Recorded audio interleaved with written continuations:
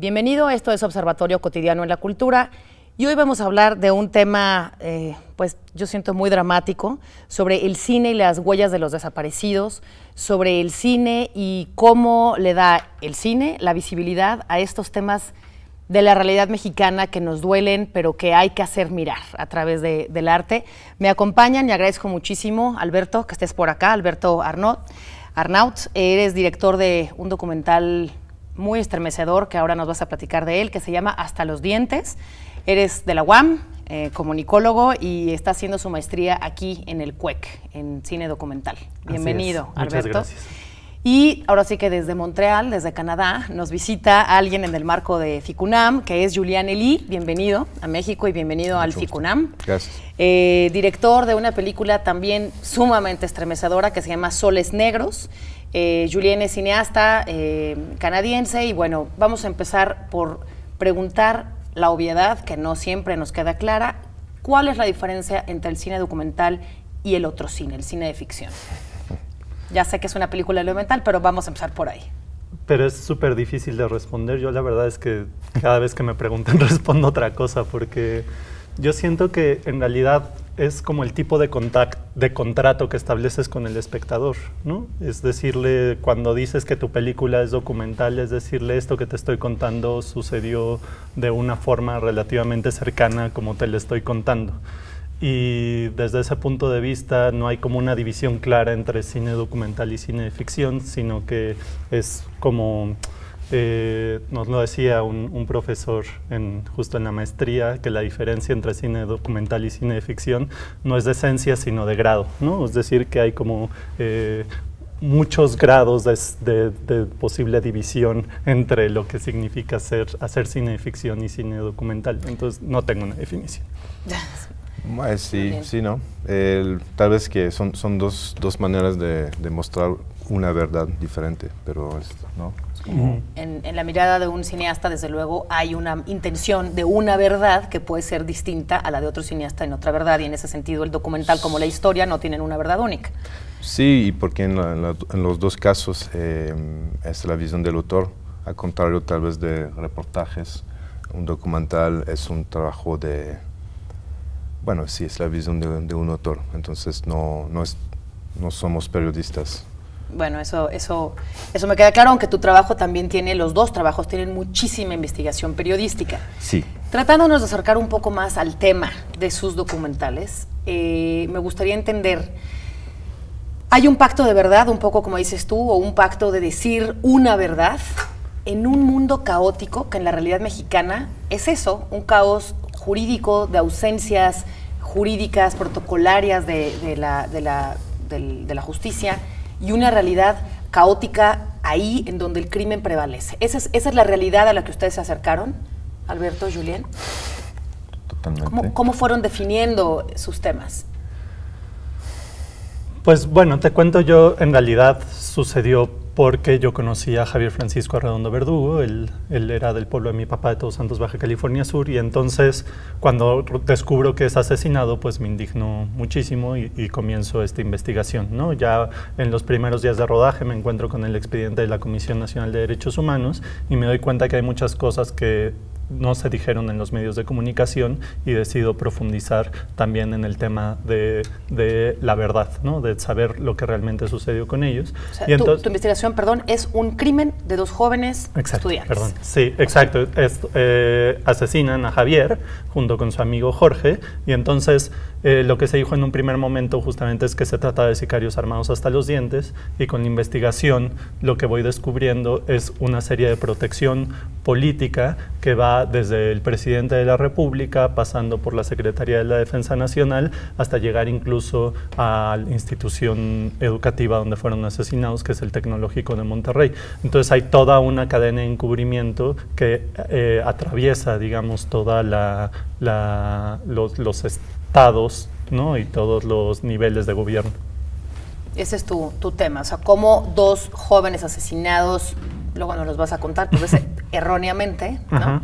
Acaban siendo revictimizados como victimarios, se les pone como victimarios y que estaban armados hasta los dientes, cuando en realidad había sido el resultado de una caótica ¿qué?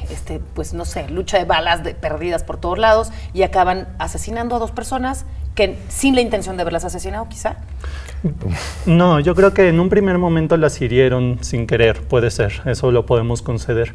Pero yo estoy claro que al final, ya sabiendo que eran estudiantes, decidieron asesinarlos como una forma, por un lado, de decir, miren, estamos haciendo nuestro trabajo, matamos a dos supuestos sicarios, y por otro lado, como una forma de negar su error, ¿no? Negar que los habían herido, ¿no? Y decir, no, nosotros somos súper eficientes, somos el ejército mexicano, no, porque hay que recordar errores. Que esto sucedió en el 2010, la llamada guerra contra el crimen organizado apenas comenzaba. Entonces Felipe Calderón estaba mucho en esta idea de el ejército mexicano viene a salvarnos, el ejército mexicano viene a protegernos de estos malos, de estos delincuentes que vienen a atacar a la sociedad. Claro. En tu caso, Julien, ¿cómo es que una mirada puede hablar de la desaparición forzada en toda la República? Porque tu documental realmente está en Tamaulipas, en Guerrero, en todos lados. En Veracruz. En Veracruz, y supongo que te habrás encontrado mucho más de lo que pensabas que te ibas a encontrar. Sí, claro.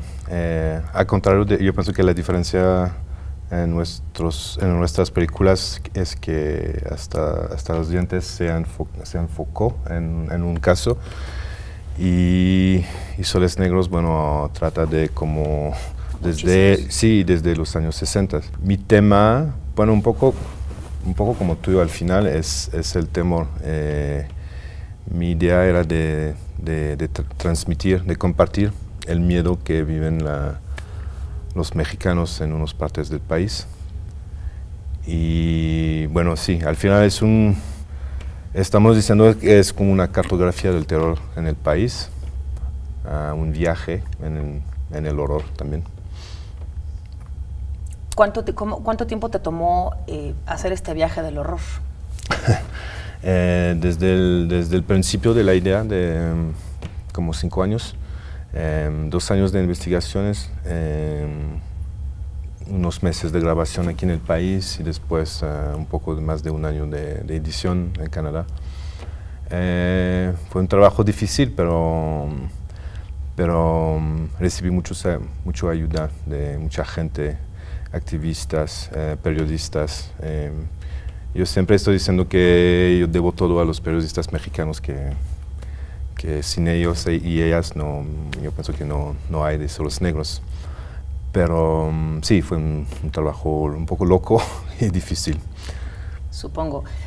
Acabas de decir algo muy importante, que es tu trabajo, Alberto, se concentra en entender un único caso que ejemplifica muchos otros casos, mientras que tu película habla del contexto general y no particulariza quizá en ningún caso, aunque sí puedo decir que aterrizamos en quizá 4 o 5 casos muy particulares, ¿no? El de Catepec está seguido muy de cerca, el de Rubén Espinosa. El de Rubén Espinosa, etcétera. ¿Ustedes vieron cómo la sociedad, esto que acaba de decir Julien, ve a través de tu posibilidad cómo puede contar su historia también? Es decir, cómo la sociedad, cómo hay una parte de la sociedad que se suma con ustedes, periodistas, familiares, todas las ONGs que aportan para buscar a sus desaparecidos, ¿cómo es que ven en ustedes una voz posible para alzarse? Sí, yo lo que pensaba es que el caso de Jorge y Javier, de los 2 estudiantes asesinados, en realidad era justo solo un botón de muestra para hablar de la situación en general de violaciones a derechos humanos que hay en el país, y que muchas personas se podían ver reflejadas ahí, ¿no? O sea, las familiares de víctimas, los periodistas, etcétera, y que no necesariamente tenía que hablar de el contexto, digamos, así como tal, en el que se daba la situación, sino centrarme en, pues, los familiares directamente de Jorge y Javier, los periodistas que estuvieron directamente involucrados, las autoridades, justamente para describir a través de este único caso y dejar ver de trasfondo todo el contexto en el que se mueve la situación de violaciones a derechos humanos.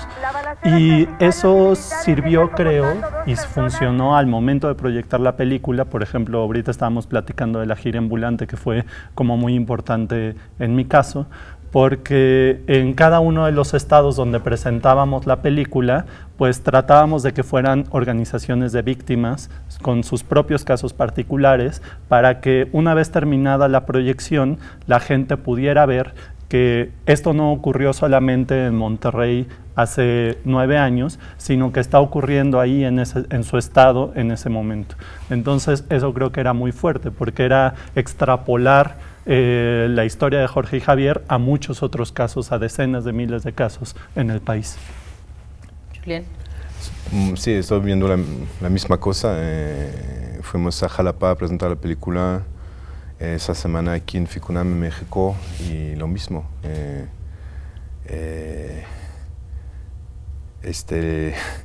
Hay tan casos, tan historias en el país que nuestras películas son como, no sé, son una pequeña muestra. Sí, sí, al final. Porque el tema se desborda. Totalmente, y desde muchos años. Claro. Me gustaría continuar a otro tema después del corte que vamos a tener para entender cómo es que al mismo tiempo que tienen una sociedad que se suma con ustedes y que les aporta datos, documentos, yo sé, porque lo he visto en sus redes sociales, hay una enorme comunidad que activamente acusa, demanda, etcétera. ¿Y cómo es que hay otra que los amenazó una y otra vez? Y quiero hablar un poco también del miedo del documentalista. Entonces vamos a regresar con eso después del corte, a menos que ibas a agregar algo ahora. No, no está.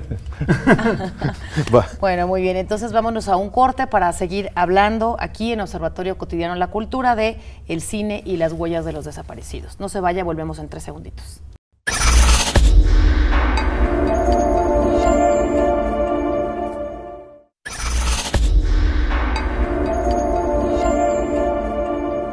Estamos de regreso en Observatorio Cotidiano en la Cultura hablando del cine y las huellas de los desaparecidos y de la injusticia en general.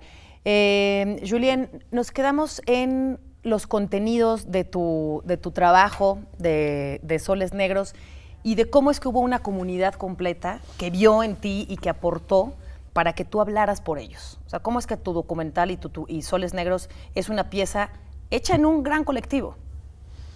Y no solo con la mirada del director. Pero no, al inicio no era mi intención, porque yo pienso que mi primera idea era de hacer una película sobre los feminicidios. ¿Solo feminicidios? Sí, de Ciudad Juárez. He leído hace unos años el libro increíble Huesos en Desierto de Sergio González Rodríguez, el escritor y periodista mexicano. Y bueno, me impactó mucho, fue un shock. Por su trabajo, su investigación, pero también es que tiene una pluma increíble. Yo pienso que aporta mucho, es más que periodismo, se va más adelante, ¿no? Y es un poco el tipo de película que estoy buscando de hacer, como que mezcla un poco el trabajo, la investigación periodista, pero también con una búsqueda estética de mostrar cosas con una visión de un autor. Entonces, comencé a hacer yo un poco y le presenté mi proyecto, porque me parece importante de hacer algo sobre los feminicidios que ocurrieron en Ciudad Juárez, porque yo pienso que después de, no sé, 20 años no sabemos nada de lo que pasó, o todavía no sabemos nada. Así y peor sigue la situación. Entonces, era la idea, pero también con Sergio, que me apoyó un poco a abrir tal vez el proyecto y hacer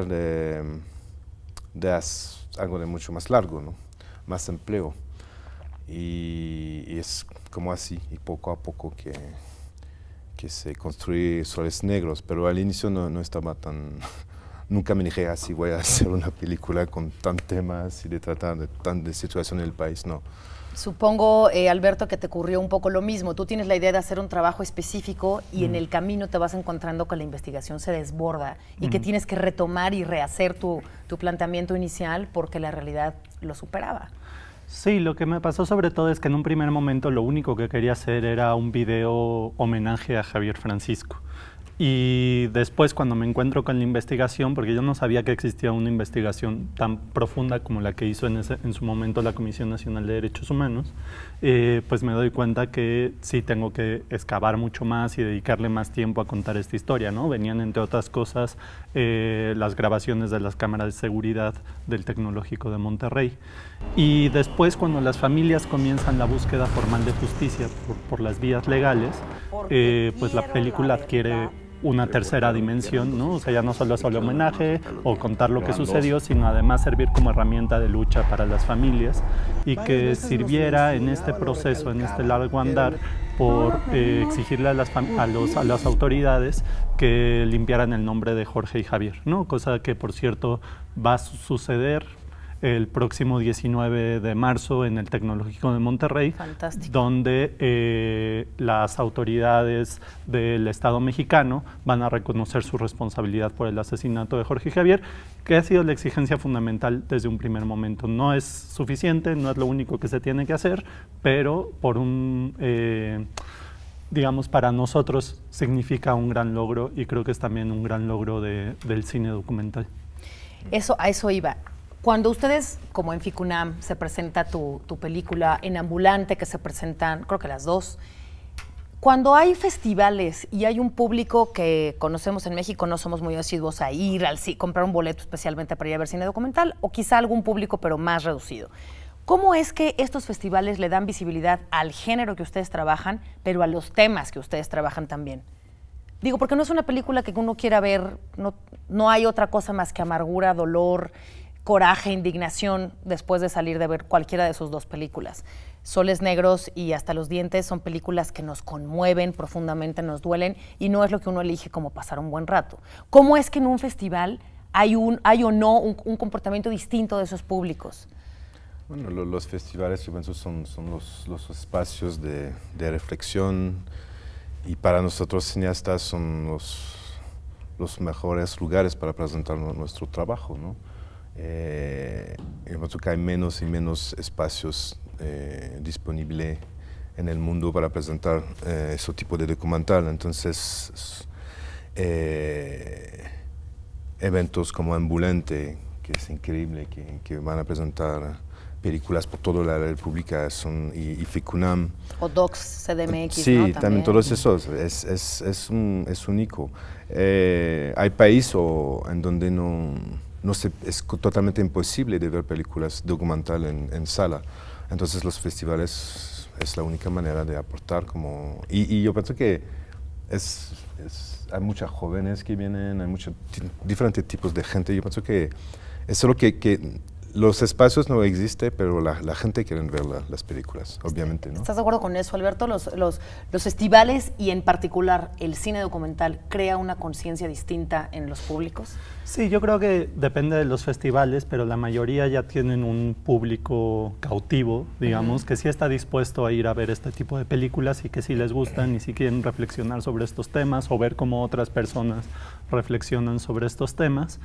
Pero también sirven como reflectores, ¿no? Que ponen los ojos en una película y que de pronto puede suceder que a partir del suceso, de lo que suceda en un festival, pues se puedan interesar distribuidoras y otro tipo de espacios para poder proyectar la película.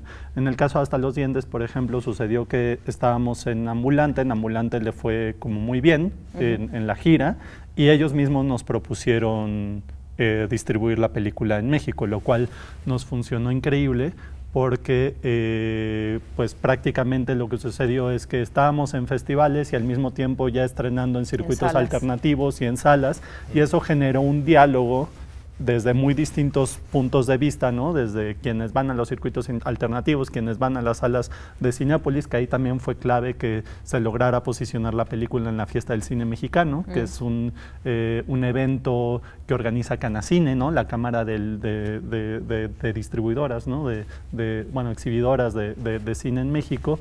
Entonces había gente que la podía ver en Cinépolis y en Cinemex, pero al mismo tiempo en festivales de cine, pero al mismo tiempo en su universidad, y eso generó un diálogo que al final se vio reflejado en mucha publicidad gratuita, ¿no? A través de la prensa. Claro, ¿no? ¿Y en tu caso, Julián? No, pero lo que quiero decir es que hacer documentales te permite de entrar en mundos increíbles, te dan la oportunidad de conocer a gentes que es un trabajo increíble por eso, que es único.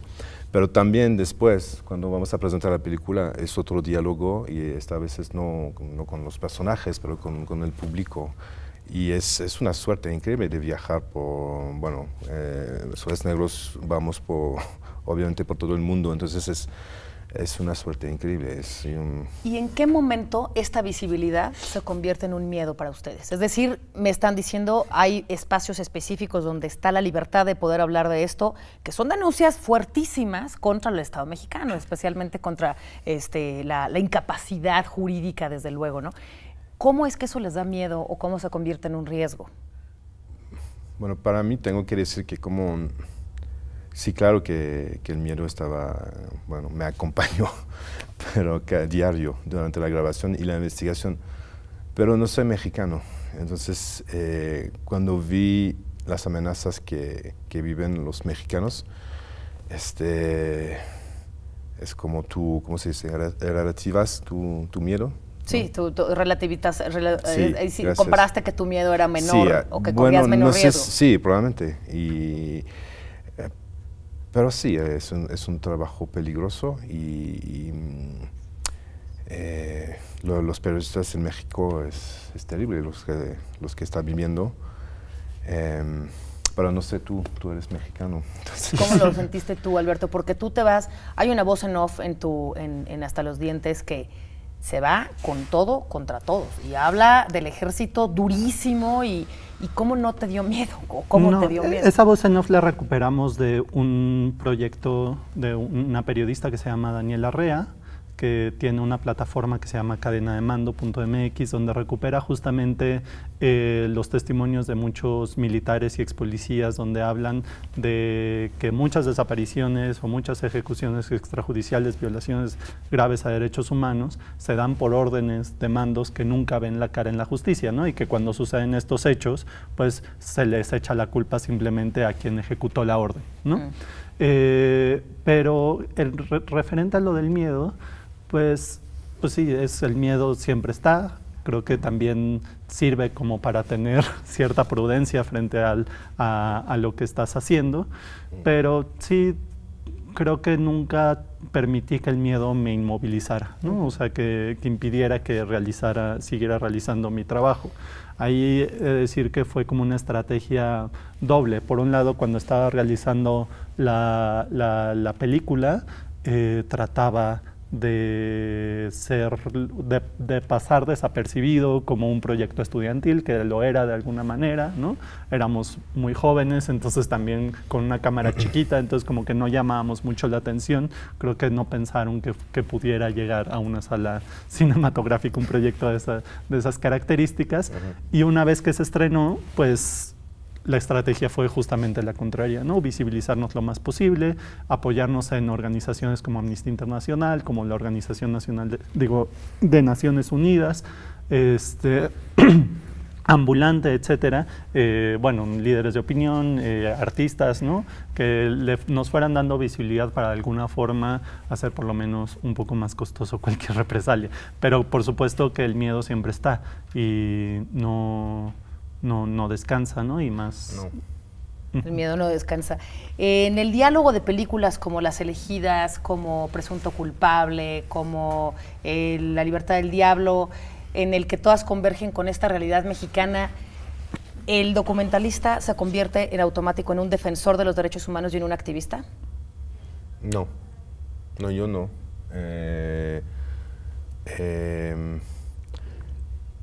Yo pienso que son dos trabajos muy distintos y diferentes.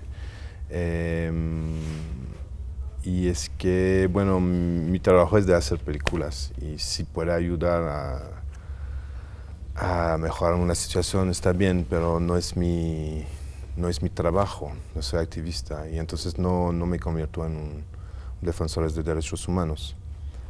No sé ¿Tú cómo. piensas lo mismo, Alberto? En mi caso fue al revés. Yo fui activista antes de ser cineasta y utilicé el cine como una herramienta. No entiendo, digamos, lo que dice Julián, pero fue como un proceso, digamos, al revés, ¿no? Entonces, pero no me gustaría decirme que soy un defensor de derechos humanos, porque ese es un trabajo que en verdad implica muchas cosas, ¿no? Sí. Implica un nivel de compromiso con las víctimas que yo, si bien tuve en la realización de esta película, ¿no? y la película siempre fue acompañada por las víctimas, no necesariamente cubrí todo el espectro de defensoría que tiene que tener un defensor de derechos humanos. Pero claro, activistas sí. Pero les dieron voz, ¿no? a ellos. Sí, claro. Finalmente, estamos a punto de concluir. ¿Con qué se quedan después de todo este trabajo, después de este programa, después de las recomendaciones que hemos hecho para continuar? Bueno, primero, ¿en dónde podemos ver sus películas y cómo querrían cerrar al menos esta charla de hoy? ¿Con alguna experiencia que hayan tenido al final? Ahora, la primera pregunta es, ¿dónde se pueden ver sus películas? Mi película, por lo pronto, se estará proyectando todavía, tienen funciones en Monterrey, en la Cineteca de Nuevo León, en el Cine Tonalá en Tijuana, y próximamente, y próximamente estará en alguna plataforma streaming, todavía no podemos dar detalles, pero seguimos, si seguimos las redes de Hasta los Dientes lo veremos. Por favor. Soles Negros. Soles Negros está haciendo la gira de ambulante, entonces se va a pasar en los estados de Puebla, de Querétaro, de Coahuila, va a pasar a la Ciudad de México en mayo también. Hay un FICUNAM que va por diferentes partes de la UNAM, quizás lo podamos ver ahí. Sí, también, y estamos trabajando para hacer algo más después en el país. Estoy hablando de que se ven salas. Perfecto, pues mucha suerte, muchas gracias. ¿Una palabra con la que quieran cerrar? Justicia. Seguir la memoria. Seguir la memoria y la justicia. Pues esa es la defensa de Julián Elí y de Alberto Ornaut, de quienes me despido, y a usted lo veo en el siguiente programa de Observatorio Cotidiano en la Cultura. Muchas gracias.